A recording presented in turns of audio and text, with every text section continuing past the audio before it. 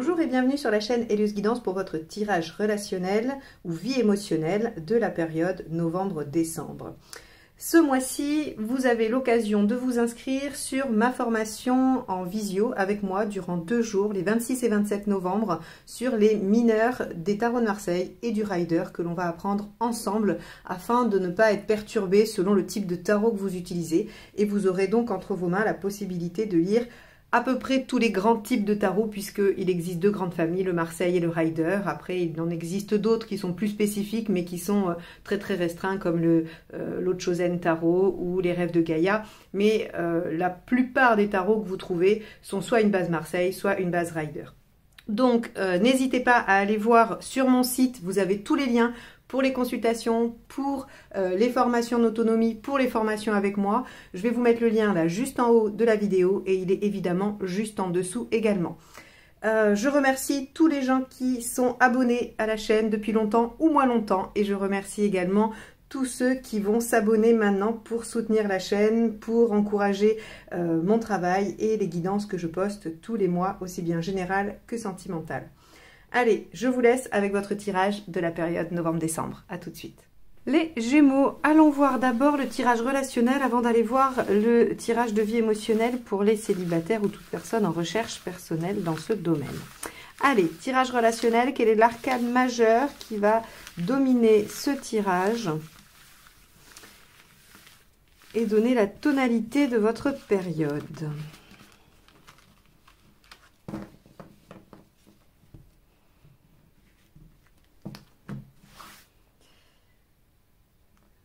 Hop, ce sera celle-ci. L'amoureux inversé. Alors, bon, l'amoureux inversé peut effectivement parler d'une période peu propice aux sentiments, peu propice à l'épanouissement affectif et émotionnel. On peut aussi parler d'impasse, de situations où on n'a pas le choix. Où effectivement les cartes ne sont pas entre vos mains et vous êtes obligé plus ou moins d'aller dans un sens sans que ce soit forcément votre choix. On va tout de suite aller voir comment ça se décline dans votre tirage pour essayer de mieux comprendre cette carte inversée. Allez, l'état d'esprit du partenaire.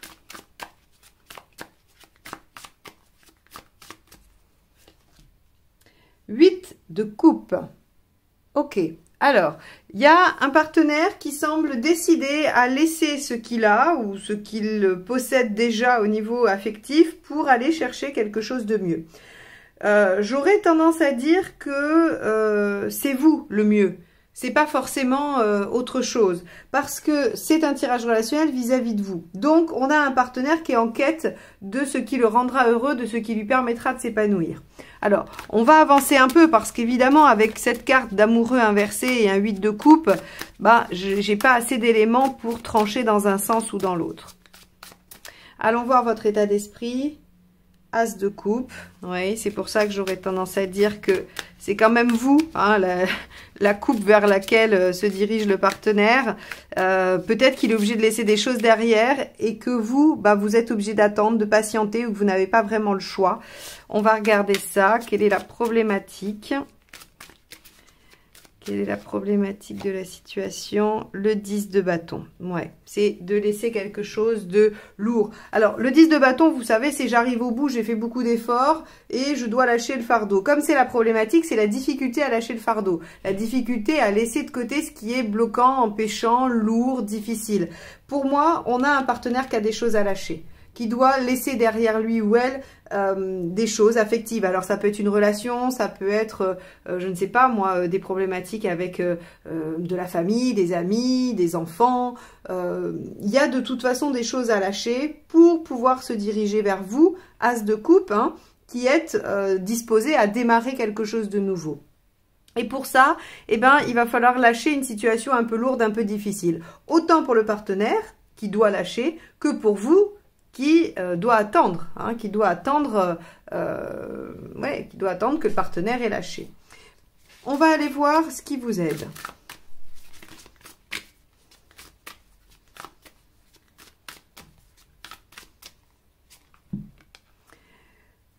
Huit d'épée. Alors, le 8 d'épée, elle est intéressante parce que ce qu'elle nous dit, c'est que visiblement, il y a des solutions, mais vous n'êtes pas tout à fait en capacité de les voir. Le 8 d'épée, c'est le manque de confiance en soi, en sa capacité à dépasser les obstacles, à régler les problèmes. Donc, on nous dit, c'est aussi la carte qui dit, vous êtes face à un mur et vous voyez bien que vous ne pouvez plus avancer. Bah, la solution, c'est pas de regarder à quel point le mur est haut et infranchissable, c'est plutôt de tourner la tête à gauche et à droite pour voir si on ne peut pas contourner le mur. C'est vraiment le sens de la 8 d'épée qui nous dit, hein, vous voyez bien d'ailleurs, c'est représenté... cet albatros, il a plein de plumes devant lui qui l'encerclent, qui l'empêchent d'avancer, mais en fait, il lui suffirait de se retourner et de voir que l'horizon est à sa portée. Eh bien, c'est un peu cette, on va dire, cette philosophie-là, et on vous dit, mais ce qui va vous aider, c'est de ne pas bloquer sur la problématique qui vous entrave, qui vous empêche d'accéder à un renouveau, à une nouvelle page, hein. C'est pas ce qui est lourd à porter qui vous entrave, c'est comment vous pourriez essayer de le contourner ou de le vivre différemment.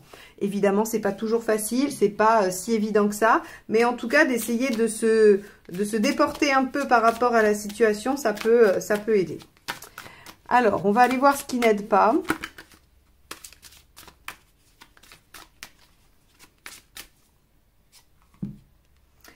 Le 7 de bâton.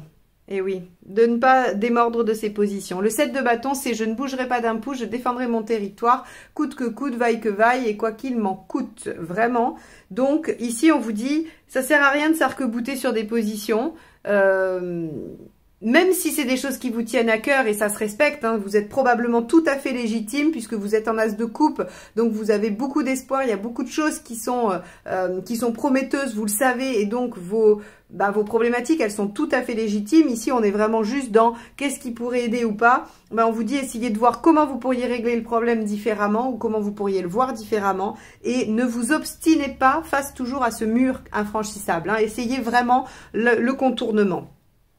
On va aller voir l'intention du partenaire. Ça va être intéressant aussi pour vous de voir comment le partenaire se situe par rapport à cette problématique. Allez, partenaire de Gémeaux sur la période fin d'année 2022. Le 7 d'épée. Ok. Le partenaire vous dit pas tout.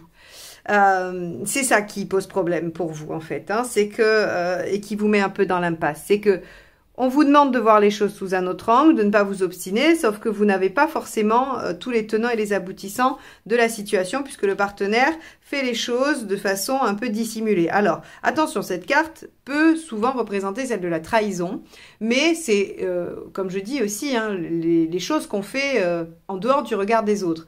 Si votre partenaire vous a organisé un anniversaire surprise, hein, qu'il a rameuté tous vos amis, mais qui vous a dit que finalement vous alliez regarder une série ou je ne sais quoi, ou faire un plateau télé, il vous aura menti, il aura été en 7 d'épée, mais c'était pour vous faire une surprise. Donc tous les 7 d'épée ne sont pas forcément des hautes trahisons avec à la clé des catastrophes. Donc là, on a en tout cas un partenaire qui semble vouloir agir discrètement, sans forcément montrer. Donc ça peut aussi vous dire, ben, vous êtes inquiet ou inquiète, mais le partenaire gère les choses de son côté. Ça peut. On va aller voir la suite, avant que j'interprète autre chose. On va aller voir votre intention et le résultat. Hop là.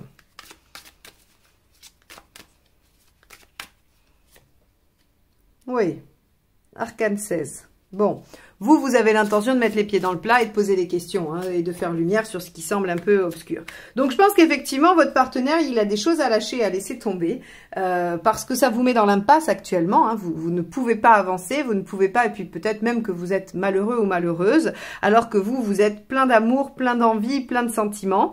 Il y a quelque chose de lourd à porter, hein, c'est ce que montre ce 10 de bâton ici en problématique. Il y a quelque chose qui pèse sur votre relation et qui est à dépasser. On vous dit, bon, essayez de voir les choses différemment, il y a des possibilités, il y a des options, et puis on vous dit de rester arc-bouté n'est pas forcément la solution. On va aller voir le résultat.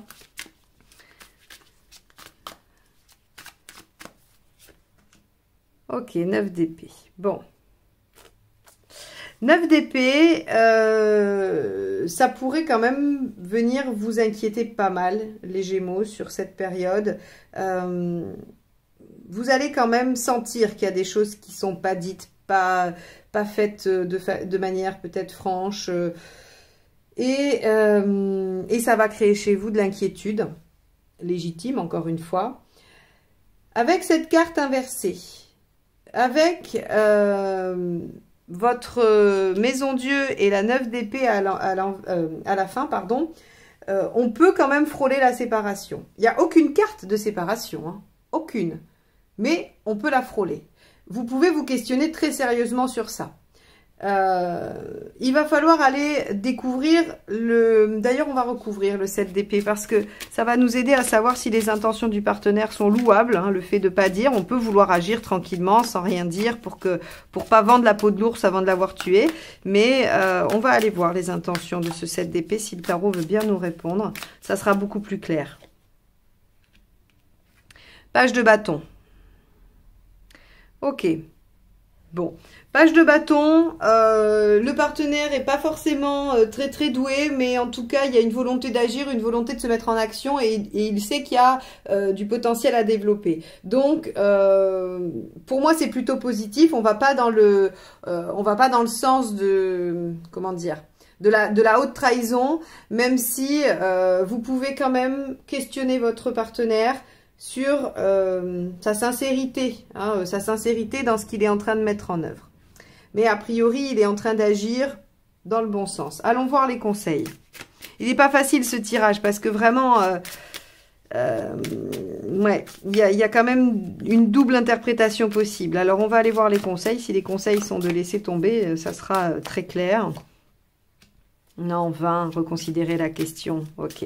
20, c'est le jugement, hein, c'est la carte du jugement qui parle du fait de reconsidérer le passé, reconsidérer la question, essayer de ressusciter les choses. Hein, donc, bon, à mon avis, il y a des gros malentendus, il y a un partenaire très maladroit et qui fait pas les choses comme il devrait les faire. Donc, vous, ça crée beaucoup d'inquiétude. Mais a priori, on a une situation quand même... Oui, 6 de coupe. Ok, bon, ça va. Rappelez-vous de ce qui vous a fait tomber amoureux l'un de l'autre, reconnecter avec les choses du passé. Alors, si c'est une relation avec qui vous avez déjà été, ça, c'est de la réconciliation, les deux cartes. Hein. Il ne nous manquerait plus que le 10 de coupe. Et là, on est... non, c'est le 4 d'épée. Bon, et n'agissez pas par précipitation, réfléchissez. Le 4 d'épée, c'est essayer quand même de prendre un temps de réflexion par rapport à ce qui se passe et n'agissez pas sans avoir réfléchi de toute façon. Donc ce tirage qui n'était pas si simple que ça, hein, et puis qui a vite, voilà, qui aurait pu très vite tomber dans le négatif, finalement vient un peu vous rassurer sur le fait que oui, votre partenaire fait les choses de façon un peu étrange, pas forcément limpide, translucide, voilà. Mais les intentions ne sont pas mauvaises. Il va falloir travailler vous sur votre angoisse. Moi, j'ai envie de vous dire que cette maison Dieu, elle est positive. Faut pas la contrer. Vous avez raison d'essayer de mettre un peu les choses sur la table, de dire bon voilà, moi j'ai besoin de savoir, j'ai besoin de comprendre, j'ai besoin d'honnêteté, parce que ce 10 de bâton qui est ici, vous le vivez tout autant que le partenaire qui doit lâcher, et c'est pas si simple que ça pour vous. Hein, ça crée quand même beaucoup de soucis, beaucoup de questionnements. Donc n'hésitez pas, même si vous n'êtes pas maître de la situation, que vous êtes dépendant des agissements de votre partenaire pour pouvoir avancer, pour pouvoir aller vers cette nouvelle page de vie avec lui ou avec elle, eh bien, vous pouvez vous permettre quand même de jouer carte sur table, mais de bien réfléchir avant d'agir.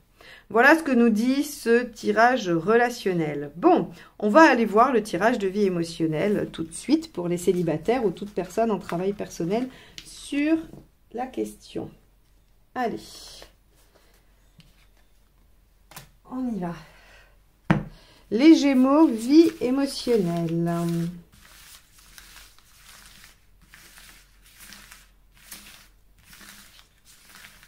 Alors. Gémeaux, vie émotionnelle. Alors. Hop, votre état d'esprit.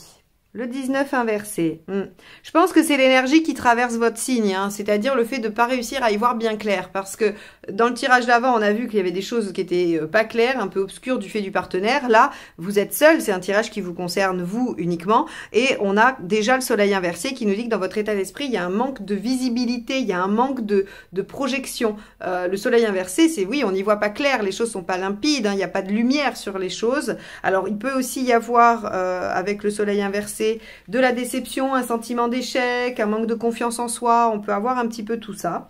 Donc bad mood pour vous les Gémeaux sur cette période. Ce que vous souhaitez, c'est la lune inversée.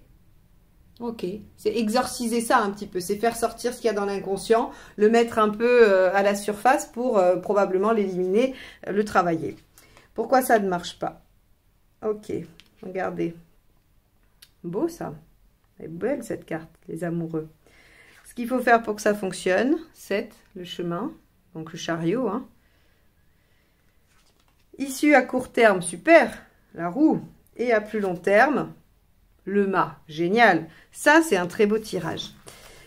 Ok, qui commence pas hyper bien, hein, votre état d'esprit est pas positif, en tout cas pas positif, si tant est qu'il y a du positif et du négatif, mais en tout cas il n'est pas facile à vivre, il n'est pas facile à ressentir, parce que effectivement il y a comme le fait de ne plus savoir ce qui ne va pas. Hein. Vraiment la fusion de ces deux cartes, c'est j'arrive plus à voir ce qui me pose problème ou ce qui cause le problème. Donc soit du célibat qui perdure, soit d'une faille ou d'une blessure que vous n'arrivez pas à soigner. On a ici vraiment cette sensation de j'ai fait plein de choses, vous avez probablement déjà travaillé énormément sur vous, essayé plein de choses, et vous voyez qu'il y a encore des choses qui bloquent, qui n'arrivent pas à se débloquer. Eh bien, on vous dit pourquoi ça ne marche pas avec la carte 6 ici, c'est parce que finalement, maintenant peut-être que vous avez peur d'y aller. Peut-être que vous n'arrivez pas à vous engager dans l'affect parce qu'il y a peut-être eu trop de blessures, il y a peut-être eu beaucoup de travail, il y a peut-être eu de la solitude sur du long terme, ou en tout cas, si elle n'était pas longue, elle était peut-être mal vécue, mais elle a créé une zone de confort, cette solitude. Et donc ici, avec la carte des amoureux, en ce qui ne fonctionne pas, ou pourquoi ça ne fonctionne pas, c'est que visiblement, vous n'êtes peut-être pas prêt ou prête à aimer à nouveau et à prendre le risque d'aimer, à s'engager dans la relation amoureuse. Alors, on vous dit quoi? On vous dit, le chariot, il va falloir se lancer. Allez-y, parce que finalement, il n'y a pas trop d'autres solutions que celle-ci. Si vous n'arrivez pas à vous lancer, vous ne pourrez pas savoir, vous ne pourrez pas expérimenter si vous allez mieux, comment les choses ont évolué pour vous. Tout ça, ce sont des choses qui ne pourront pas se mettre en exergue si vous n'essayez pas.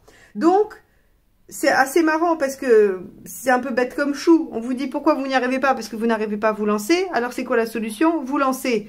D'accord, il n'y a pas mieux. On se dit un peu, il n'y a pas mieux comme conseil, il n'y a pas plus aidant, parce qu'évidemment que vous auriez pu le trouver tout seul, ça. Mais on vous dit finalement, ce que ça vient conforter, c'est que non, il n'y aura pas d'autre solution. Il n'y a pas de solution magique, ça ne viendra pas tout seul.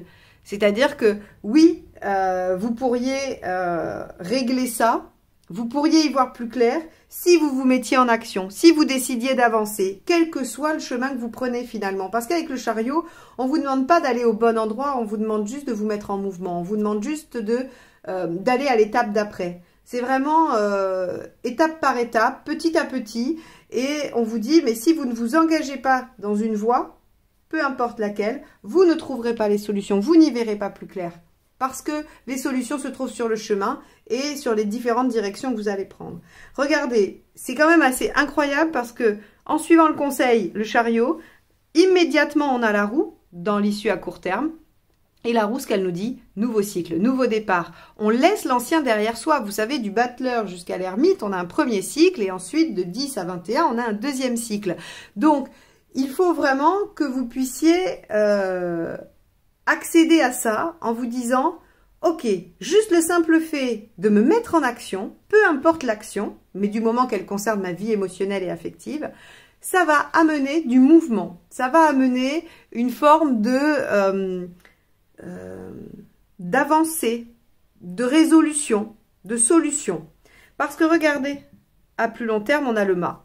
Alors le mât, il part carrément dans une nouvelle aventure. Lui, il a terminé son cycle complet. Il s'offre à la vie en disant, voilà, peu importe ce qui arrive, je sais que j'ai dans mon petit baluchon tout ce dont j'ai besoin pour réagir. Et donc, je peux aller de l'avant avec confiance sans même savoir où je vais.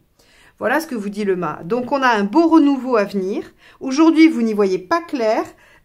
Vous n'y voyez vraiment pas à 2 mètres, hein, on va dire. Vous vous dites, mais bon sang, qu'est-ce qui ne marche pas? Qu'est-ce que je fais de mal? Qu'est-ce que je ne réalise pas comme il faut? Eh bien, on vous dit rien. C'est juste qu'en fait, il faut vous dire, au lieu d'essayer peut-être quelque chose à droite, puis de dire, bon, ça marche pas, alors d'essayer à gauche, et puis de changer de technique peut-être régulièrement en se disant, bah, de toute façon, ça marche pas. On vous dit, mais tenez bon dans une direction, et vous allez voir, les choses vont s'enclencher tout de suite. Et ça amène un renouveau, une libération quand même. Hein. Le mât, c'est fou, voilà, hein, on se libère un peu de tous ces carcans et on arrive à se relancer dans une nouvelle page de vie. Donc, voilà pour vous les Gémeaux. Le conseil est un peu pauvre, je suis d'accord si vous pensez ça. Maintenant, je crois que le tarot vient juste vous dire, mais parfois c'est simple. Parfois la solution, elle n'est pas compliquée. Parfois, il suffit juste d'arrêter de réfléchir et de faire. Et c'est exactement ce qu'on vous dit là pour vous les Gémeaux. Donc, mettez-vous en action et revenez dans les commentaires me dire comment ça va avancer pour vous sur cette période. Et j'ai très hâte de regarder le tirage pour le mois d'après pour voir un petit peu comment ça aura amorcé pour vous ce nouveau départ. Vous pouvez aussi regarder votre guidance générale du mois de novembre pour voir un petit peu, pour avoir peut-être d'autres indices sur votre état d'esprit, sur ce qui peut se jouer. Hein, ça peut venir corréler les choses. Donc, n'hésitez pas. Hein, je vous la mets de toute façon en fin, en suggestion. Et sinon, elle est dans la playlist. Voilà les Gémeaux. Eh bien, écoutez, je vous remercie de m'avoir écouté jusque-là. Je vous souhaite une très belle fin d'année. Je vous dis à très vite pour de nouvelles guidances. Bye bye. Pour les curieux et pour rendre hommage aux artistes qui ont créé ces jeux de tarot et ces jeux de cartes, je vais vous présenter ceux que j'ai utilisés pour la guidance. Donc, il y a évidemment le portail des 12 d'Alias Kay avec les cartes signes. Nous avons aussi le tarot de Marseille de chez Grimaud. Le Spirit Animal Tarot pour le premier jeu, le tirage relationnel, et les arcades majeures du tarot de l'amour pour le tirage de vie émotionnelle. À bientôt!